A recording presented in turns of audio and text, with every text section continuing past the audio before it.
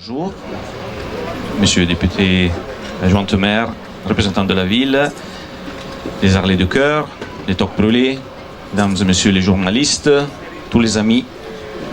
Bienvenue à l'hôtel AC Marriott à Nice.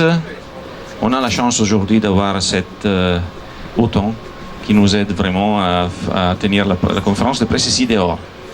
Mais ce n'est pas aujourd'hui qu'on parle de l'hôtel, on parle d'une action très importante qui se répète depuis c'est la troisième fois en effet. Donc je suis heureux aussi d'être partenaire, une partenaire petite, mais je laisse la parole maintenant à Claude, le président de l'Arlet du Cœur. Merci pour être venu chez nous. Nous sommes très heureux de vous accueillir tous, puisque vous êtes tous des partenaires de l'opération qui va se mener donc un jouet neuf contre un déjeuner formidable. Et nous allons générer quelque chose de formidable, puisque on va sortir des jouets. C'est parti d'une contrariété que nous avions eue, où on nous a offert des jouets abîmés. Et malgré tout, les enfants, nous avions annoncé leur donner des jouets. On ne pouvait pas vous les fournir. Donc il a fallu qu'on fasse machine arrière, qu'on trouve un moyen de créer ces jouets, mais avec une petite quantité. Cette année, l'an dernier, nous avons fait 500 jouets. Cette année, on va voir. C'est David qui met la barre un peu plus haut. Et David, la chose, c'est qu'il est brûlé comme nous. C'est pour ça qu'on s'aime. C'est pour ça nous sommes en partenariat de folie. Et que ça marche, parce que même les autorités sont avec nous. Ils pensent que nous ferons, et nous ferons. Voilà, c'est tout. On se met un devoir d'aller plus loin, et nous irons plus loin. Voilà, David, qui est le chef de l'opération, va nous expliquer. Merci Claude. On va faire très bref, hein. Je pense que tu as très bien résumé la situation. C'est une histoire d'amitié, c'est d'allier des forces et des cœurs pour essayer de faire de belles actions caritatives, et qu'à travers tout ce qu'on peut apporter les uns les autres, que ce soit les Arlets du Cœur, que ce soit les Toques Brûlés, que ce soit d'autres chefs qui vont nous rejoindre cette année, que ce soit les partenaires, les sponsors, les amis, des bénévoles qui reviennent aussi, c'est donner un petit peu de temps pour faire quelque chose de bien. Et ça, je pense qu'on peut tous le faire à partir du moment où on en a juste envie. Le plateau repas, on va essayer de rester un peu. Alors, on va sûrement se prendre encore des missiles. On va faire un burger bagna. Ah oui, non mais nous on aime bien pour prendre des balles. Non mais après il faut qu'on fasse aussi avec des contraintes, avec plein de choses. Donc on va partir sur le principe du pan bagna avec les vrais ingrédients du pan bagna, et puis mais ce sera fait sous forme de petits burgers pour l'entrée. Ensuite on va faire un haut de volaille mariné un petit peu, lait de coco avec des petites pommes de terre grenaille, de l'ail confit, du thym, quelque chose de très très parfumé. Et puis notre ami Bruno Lafargue de Micmac Macaron, avec je crois quelques collègues pâtissiers aussi, va nous faire de l'éclair, mais de l'éclair au mètre, de l'éclair à la tranche, voilà. Et puis on a monté un petit peu plus la barge, on est parti sur 600 plateaux repas cette année. Et il n'y a plus de son, c'est bon, si, voilà. 600 plateaux repas, donc on espère que ça va passer. On n'est pas obligé de donner qu'un jouet pour un plateau, hein. Si on va être plus généreux, on peut faire plus. C'est vrai que l'année dernière 500 jouets, c'est déjà très très beau. Et puis ça permet de distribuer pas en une seule fois, mais d'étaler sur la longueur, donc ça c'est très bien aussi. Donc si on pouvait monter à 700, 800, je dis que ce serait bien, hein. Donc on compte sur vous aussi pour passer l'information, il y a nos amis de la presse qui sont là aussi, qui sont partenaires aussi, puisque sans eux l'information sera beaucoup moins véhiculée. On a besoin de ça, on a besoin qu'il y ait beaucoup de monde qui monte aux arènes de signer.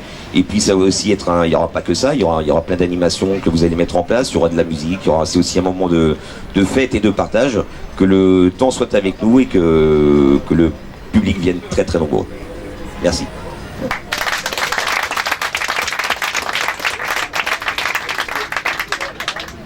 On va présenter évidemment la personne qui est assise à côté de Monsieur Rudissal dans quelques instants. Je voulais vous dire un mot sur les animations, parce qu'évidemment il y a un pique-nique. Il y a donc un plateau pique-nique avec une très belle attraction. Ce sont les chefs qui vont préparer devant les convives, devant les gens qui vont venir, les plateaux repas qui seront dégustés ensuite. Il y aura la collecte de jouets, mais il faut occuper tout ce petit monde toute la journée. Et pour ça, il y aura beaucoup d'animations. La confrérie des couteliers de Thiers, comme on parle dans le Puy-de-Dôme, mais de Thiers, pour ceux qui connaissent la patrie du couteau dans le monde, c'est Thiers. Donc ils descendent du Puy-de-Dôme, ils nous feront font effectivement une démonstration de leur savoir-faire, mais il y aura aussi d'autres animations, avec notamment pour les plus petits des ateliers maquillage, des ateliers de dessin. Il y aura un atelier de fabrication et d'initiation au cerf-volant.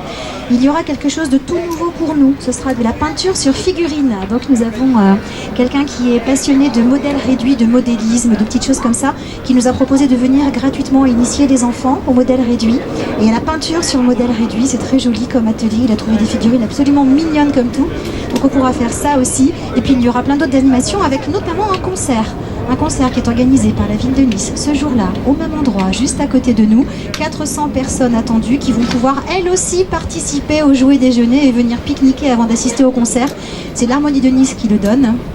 Ce concert, vous trouverez les informations sur le site de la ville de Nice et donc ils nous ont demandé de les inclure dans notre manifestation. À point nommé, bien évidemment, ce sera de 15h30 à 16h30. Nous profiterons de la musique et eux, ils profiteront des délicieuses dégustations et gourmandises et du café de l'un de nos partenaires, Malongo, qui installera un stand sur la manifestation ce jour-là, qui sera présent aussi à nos côtés. Et puis je pense que maintenant, nous pouvons tout simplement parler de l'objet aussi de la manifestation, ce pourquoi nous la réalisons et ce que font les Harlées du Cœur actuellement pour le centre Antoine Lacassagne. Bien, écoutez, je vais présenter monsieur le responsable du centre Lacassagne, puisque nous travaillons pour lui, non, pas pour lui, pour les enfants, voilà, il représente. Puisque notre action, je rappellerai toujours, les Harlées du Cœur, nous sommes partis sur des handicapés et nous avons, comme le voleur chinois, détourné l'opération. Nous occupons tous les enfants, que nous appelons assez fréquemment, vous trouverez dans nos affiches ou dans nos circulaires, nos petits protégés, pour ne pas les gêner. Bonjour à tous, donc je suis Jérôme Doyen, je suis le responsable du projet de proton-thérapie de haute énergie qui va démarrer dans les semaines qui viennent. Donc je tenais avant tout à remercier les Harlées du Cœur, les Toc Bolé. Je ne connaissais pas ces associations, mais elles sont très dynamiques et très efficaces. On leur a proposé un projet de maquette pour en fait miniaturiser l'appareil de proton-thérapie. Donc c'est ça en fait qui a été démantelé pour en fait que l'enfant, avant de se faire traiter, puisse jouer en quelque sorte avec l'appareil de traitement. Parce que souvent c'est vécu comme un stress et avoir une maquette comme ça, c'est vraiment un outil. En fait, c'est unique au monde. Hein. Il n'y a personne qui l'a. J'étais en formation en Floride l'été dernier. Ils ont à la place une espèce de grande cloche et toute une installation de jeu, mais ils n'ont pas de maquette comme ça dédiée. On s'est inspiré de l'expérience de Lanval. Donc la protothérapie, c'est une technique de radiothérapie. En fait, quand vous avez un cancer, donc avant tout, on enlève la tumeur, donc la boule, et après, on n'est pas sûr qu'il n'y a pas encore des cellules qui restent. C'est pour ça qu'on fait des traitements en plus, donc la chimiothérapie, donc qui est injectée dans le sang et qui agit partout. Mais localement aussi, on peut parfois éviter la chimiothérapie et faire des rayons donc qui vont agir uniquement sur le site qui était malade. Et ça permet de faire chuter le risque de rechute aussi bien localement qu'à distance. Et donc ça fait partie de l'arsenal thérapeutique des cancers. Et donc les enfants, donc, ils ont malheureusement de temps en temps des cancers. C'est heureusement rare, mais ça arrive. Hein. Il y a entre 1000 et 3000 cas par an en France. Heureusement, ils vont guérir dans la plupart des temps. Dans 80% des cas, ils vont guérir. Mais heureusement, ils vont vivre très très longtemps, hein, 20 ans, 30 ans, 50 ans. Mais là, en médecine, la question qui se pose maintenant, c'est de guérir sans séquelles. Voilà. Et dans la radiothérapie, donc, on utilise des photons ou des électrons. Donc c'est des particules qui sont classiques, faciles à produire, pas chères.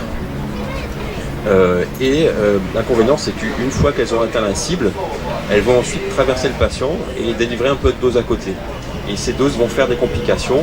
Donc si vous traitez une lésion qui est dans la tête, ça va faire des troubles hormonaux et aussi ce que ça peut faire des cancers liés aux rayons. Donc c'est rare, mais ça peut arriver. Donc c'est 2% à 30 ans des enfants, malheureusement. Et il y a des moyens pour éviter ça. Donc c'est la proton qui, une fois délivrée dans le corps, va atteindre la cible et s'arrêter complètement. Et donc du coup, en aval de la cible, il n'y a plus rien qui est traité, plus rien qui est irradié. Donc du coup, le risque de cancer radio-induit diminue fortement. Voilà. Et donc Lacassagne a décidé de faire la protonthérapie un sujet prioritaire. Donc c'est l'investissement majeur. C'est très très cher. Heureusement, les machines ont ont beaucoup diminué en prix, mais ça reste quand même très très cher. Donc en France, c'est pour ça qu'il n'y a que deux installations. En Allemagne, il y en a 2 ou 3 aussi. En Italie aussi, il y en a 2 ou 3. En Angleterre, ils n'en ont pas. En Espagne, ils n'en ont pas. Et donc du coup, là, on est un peu sous l'œil de tout le monde, sous le feu des projecteurs. Parce que ce qu'il faut dire aussi, c'est que cet appareil de protothérapie, ça sera une première mondiale aussi. Donc c'est fait en partenariat avec un ingénieur niçois. À Nice, on est vraiment très actif, très fort.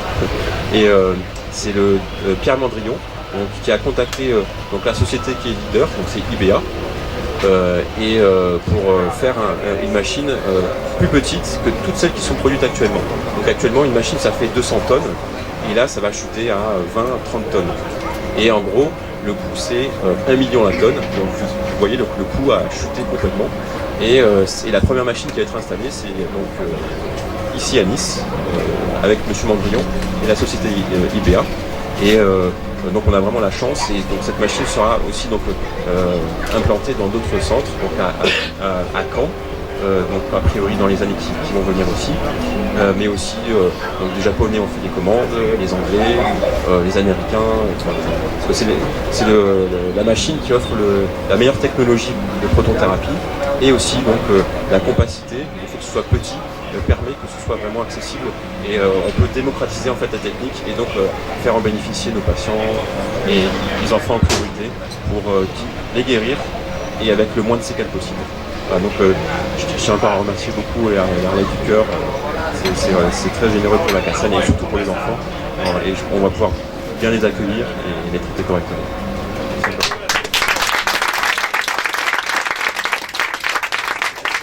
Nous vous remercions pour l'espoir que vous portez pour ces enfants, parce que c'est quand même dramatique, c'est ce qui nous motive, ce qui nous touche. En fait, ce que nous avons voulu faire, nous, tout simplement, c'est rendre plus ludique. Ça sera l'accès, avant qu'ils soient réellement dans l'appareil réel, ils pourront jouer sur la réplique de l'appareil pour le démystifier, pour casser, parce que c'est vrai que je connais beaucoup d'adultes qui doivent passer soit IRM, soit autre chose, qui sont traumatisés auparavant. Dites-vous, un enfant qui a entre 3 et 5 ans, c'est un retournement complet de situation. Cet appareil va être leur salle de jeu, c'est ce qu'on veut faire. Et ensuite, ils iront dans le réel. Donc le réel, il sera à l'image de ce que nous avons fait au départ, ça sera pour s'amuser. Une autre chose, je vais passer la parole donc à Angélique, parce que il y a un but caché derrière tout ça aussi, c'est la maison. Puisque ces enfants viennent en traitement pour 1 mois et demi, moyennement. Donc, comme monsieur l'explique, ils affluent de l'Europe. Là, c'est le début, parce que l'appareil est pas officiellement encore trop en marche. Mais après, ça va être une affluence monstrueuse. Il est vrai que, à l'image des pièces jaunes de Madame Chirac, il va se trouver qu'il y a une maison à équiper à Nice pour recevoir justement les familles. Et là, je crois qu'Angélique s'est penchée sur le problème. Elle vous en dira beaucoup mieux. On va continuer quelques instants, si vous le voulez bien, sur le sujet justement de la maison d'accueil du Centre Antoine Lacassagne, qui s'appelle La Consolata, et qui accueillait des patients jusqu'à présent, qui va devoir s'adapter pour accueillir des enfants et des familles. Donc c'était un sujet aussi de préoccupation pour les équipes soignantes et les équipes du Centre Lacassagne.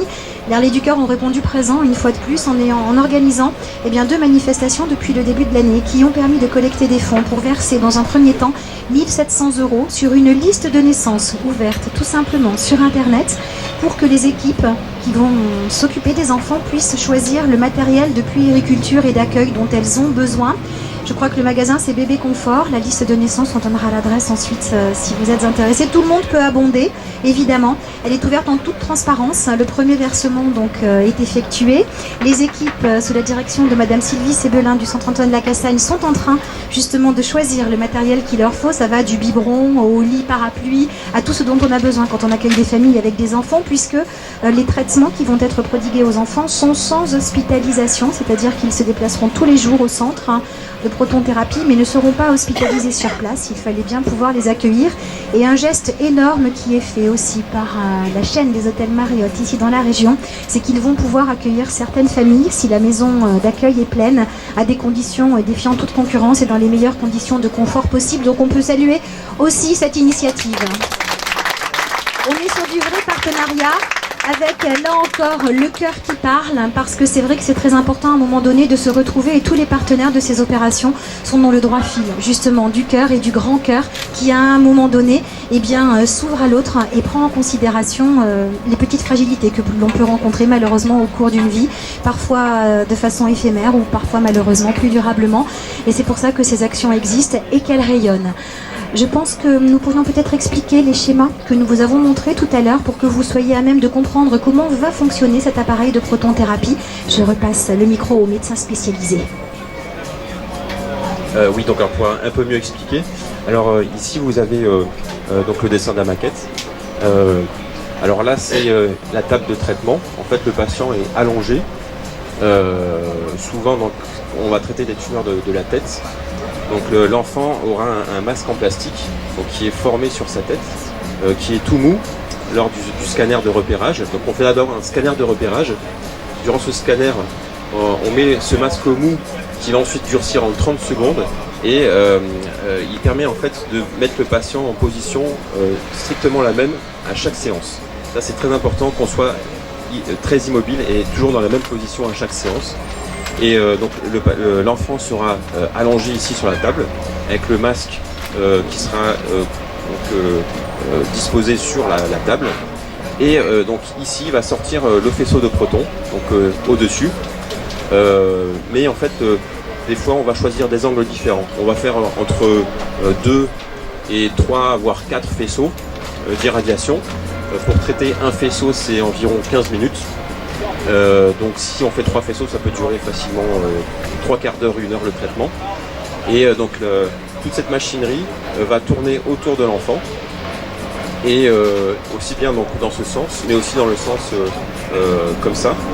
Ce qui est très ingénieux des Harley du Cœur, c'est qu'ils ont pu créer une maquette avec, je crois, un volet pour simuler en fait ce mouvement.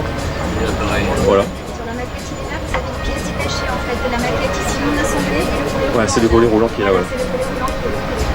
Et bon, ce qui est aussi original, c'est qu'ils ont pu en fait disposer un décor. Je sais pas s'il sera sur la maquette, a priori. Ouais, c'est bon. Et alors là, dans la salle de traitement, c'est exactement ça. Donc c'est la table de traitement, la grosse machine, l'espèce de volet roulant. Le décor, alors derrière pour l'instant, c'est que des écrans un peu froids, mais peut-être qu'on sera amené à mieux décorer dans le futur la salle et peut-être dessiner des choses aussi sur le mur, comme ça c'est à discuter encore. Ici vous avez donc le pupitre de traitement, donc c'est les manipulateurs et manipulatrices, donc c'est eux qui vont prendre le patient, le mettre sur la table, vérifier s'il est en bonne position et ensuite lancer le tir. Et il vérifie à distance si tout va bien, etc. Voilà.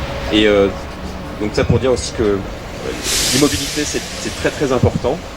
Et grâce à cette maquette, l'enfant pourra être éduqué à rester immobile et aussi à démystifier donc le stress qui peut exister autour. Voilà, c'est comme une salle de jeu. Voilà. Et souvent on peut aussi mettre de la musique. Donc alors là, c'est Princesse des Neiges, Walt Disney, un peu tout. Et l'enfant est vraiment dans son environnement. On peut aussi mettre du rouge à lèvres mais avec du goût. En fait, une framboise, fraise sur le masque. Comme ça, l'enfant il aime avoir le masque sur la tête parce que c'est un peu stressant, on est un peu enfermé.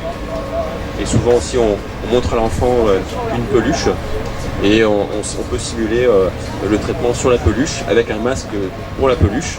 Et comme ça, l'enfant voit que le traitement, c'est pas si sorcier que ça, c'est pas si stressant que ça.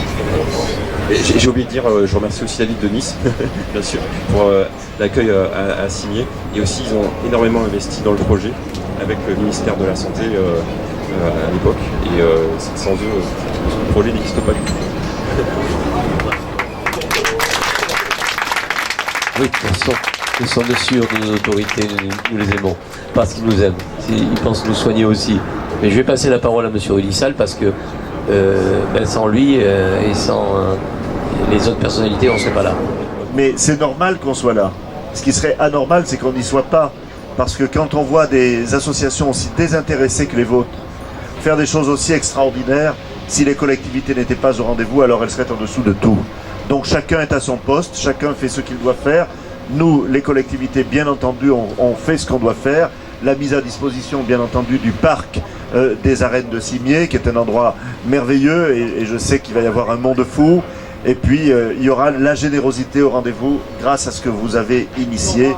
Et donc, je me félicite d'être ici ce matin à vos côtés, parce que apporter un soutien aux enfants malades de la Cassagne, on ne peut pas faire mieux que cette action-là. Voilà. Ce matin, je discutais avec des personnes qui me disaient, vous savez, je connais un enfant qui a 16 mois, qui est en chimiothérapie, etc. Je veux dire que quand on entend ça, les bras nous en tombent et on est désemparés en se disant comment c'est possible que des enfants, tout gosses comme ça, des bébés soient ainsi frappés par la maladie. Et derrière, il y a des équipes médicales qui font tout pour sauver ces enfants et pour leur donner la chance de grandir ensuite dans une vie la plus normale possible. Mais les médecins seuls ne peuvent pas tout, ils ont besoin des collectivités, puis ils ont besoin de la générosité des associations. Parce que les associations, c'est le plus, sans lequel c'est pas possible. Parce que les associations, c'est du bénévolat, c'est-à-dire des femmes et des hommes qui se mettent gratuitement à la disposition des autres, de façon totalement désintéressée. Et je dis toujours que les collectivités, les pouvoirs publics, les médecins ne pourraient pas faire ce qu'ils font sans le secours des bénévoles, sans le soutien des bénévoles, qui donnent leur temps, qui donnent leur amour, qui donnent tout ce qu'ils ont au fond d'eux pour les autres, gratuitement. C'est merveilleux et je tiens vraiment encore une fois à dire à la fois au TOC Brûlé et au Harley du Cœur combien nous sommes heureux et fiers de vous avoir à nos côtés pour toutes les actions que vous menez depuis si longtemps et pour toutes celles que vous allez encore mener parce que je sais qu'il y a de l'énergie à revendre et que de ce côté-là, il n'y a aucune inquiétude à avoir. Voilà. Alors moi, je suis très très heureux d'être ici ce matin pour découvrir ces projets. Et si je suis ici, c'est parce que moi aussi, j'aime ces actions de femmes et d'hommes altruistes qui sont motivés par l'amour des autres et vous le faites de façon extraordinaire. Alors, soyez tous remerciés et félicités. Et encore une fois, je tiens à dire qu'à chaque fois qu'on peut apporter notre contribution aux actions qui sont menées par la Cassagne, fait partie aussi, je soutiens l'association des Amis de la Cassagne qui organise régulièrement des concerts. Et bon, ben, tout ça, ça fait partie de la même dynamique et puis des mêmes actions extrêmement positives pour toutes celles et tous ceux qui ont besoin de notre main tendue, de notre amour et de notre générosité. Merci à vous tous.